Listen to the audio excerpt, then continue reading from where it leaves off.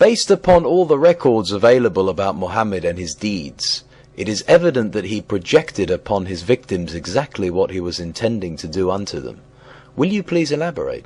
Before answering your extremely important question, I would like to take this opportunity to recap and touch base with our listeners.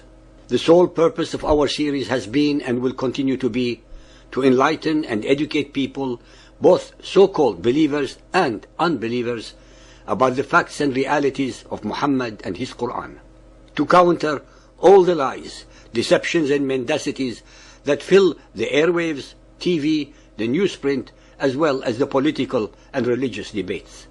We have so far put up 151 chapters with many more to come, detailing, explaining and referencing many facets of Muhammad, his Quran, hadiths, as well as Arab and Islamic histories.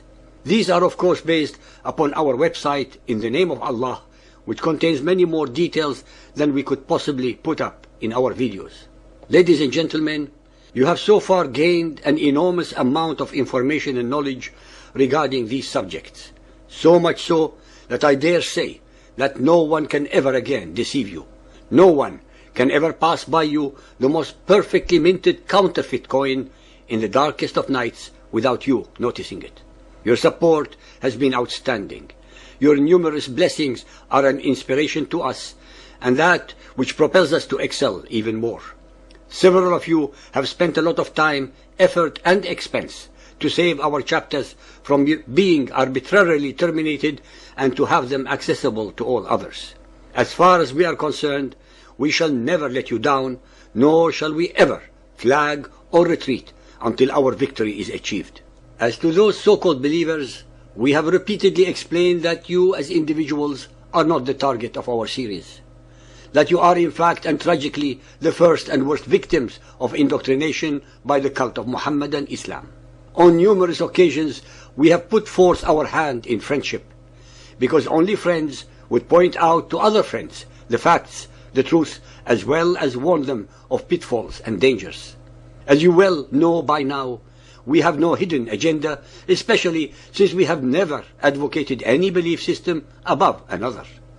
Muhammadan Islam is our target because it is the only belief system on the face of this beautiful earth that has arrogated only to itself the right to exist.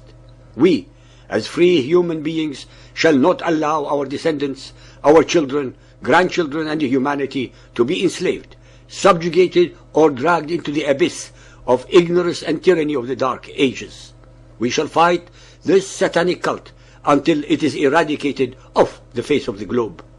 All we have ever requested from you to do throughout our chapters is to allow your minds to open up only for a short period of time to start with, to use your God-given intellect judiciously, to listen carefully to our chapters, to check our references both from the Quran and Hadiths as well as from the Bible, to compare and contrast and digest what you are absorbing, to think, evaluate and reason all by yourselves and then come to your own conclusions. If you find your conclusions incompatible with those that were drilled into your brain from childhood to maturity, so be it. If after all your research, your logic tells you that what had been instilled into your mind is wrong, then it must be wrong. You alone, my brothers and sisters in humanity, are the ones who in the final analysis would either to continue believing in a herd mentality or to soar into the stratosphere of higher knowledge, self-worth and independent intellect. In our democracies and free society, it is entirely up to you what to believe in and how to believe. The choice is in your hands. I shall now share with you, our listeners, many thoughts and statements that I had mentioned before, but may have escaped your attention. That truth is divine and is almost always simple. That because it is divine, it is hence eternal and indestructible. That lies, when repeated enough times, become truths. But the obverse is also true.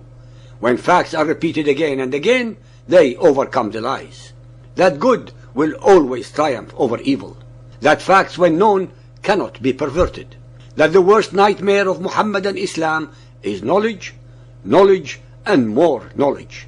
that it is by divine justice that the very hadiths that explain Muhammad's Quran and Sunnah to his followers are the very same that utterly demolish the veracity and alleged divine origin of the Quran.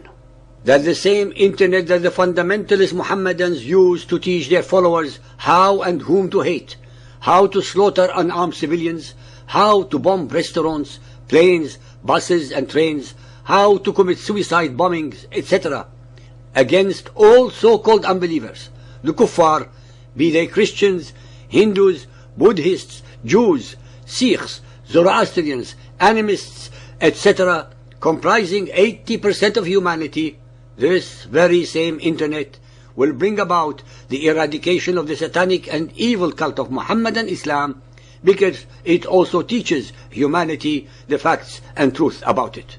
Before I address the subject of projective identification, I would like to make sure that you are aware that all the information that we have regarding the pagan Arabs, Muhammad's tribe of Quraysh, the Judaized and Christian Arabs, and all the alleged opponents of Muhammad come from one source only, that of the victorious Muhammad and his followers.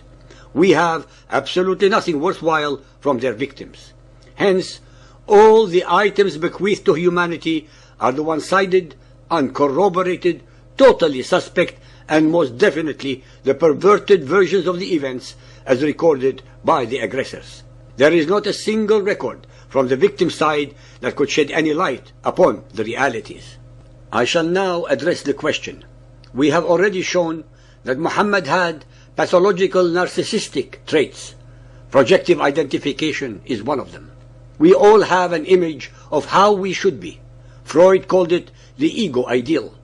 But sometimes we experience emotions and drives or have personal qualities which don't sit well with this idealized construct. Projection is when we attribute to others these unacceptable, discomforting, and ill-fitting feelings and traits that we possess. In this way, we disown these discordant features and secure the right to criticize and chastise others for allegedly having or displaying them. Entire collectives, nations, groups, organizations, firms can also project. Projection is unconscious. People are rarely aware that they are projecting onto others their own ego, dystonic and unpleasant characteristics and feelings. So, instead of denying it, the subject explains unpleasant emotions and unacceptable conduct as reactions to the recipient's behavior. That is, the victim. She made me do it, is the battle cry of projective identification. I shall now list in chronological order these very same traits passed down from Muhammad to his followers through the viruses of his Quran and Hadith. He accused his own kith and kin, the Quraysh tribe, of oppressing and persecuting him and his followers, when in fact it was he and his followers who were insulting, attacking, degrading, humiliating, and denying the centuries-old religious beliefs of his people unless they accepted his false pretenses to prophethood and his Allah as the one and only God. They did not have him killed because they were not the bloodthirsty and wanton murderers that Muhammad projects as their picture in his Quran. They considered him a harmless but possessed person. They were, of course, in hindsight, utterly and deadly wrong. He had almost all those who criticized him, satirized or opposed him, be they men or women, young or old, free or slave, butchered by his assassins at his explicit orders because he accused them of persecuting him, although not one of them was actually a threat to him.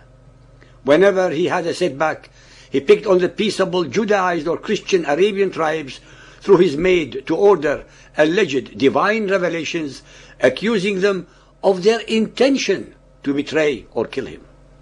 Since the people of the book were largely educated, hard-working, and connected to civilized backgrounds, they were prosperous and wealthy compared to Muhammad in particular and the pagan Arabs in general.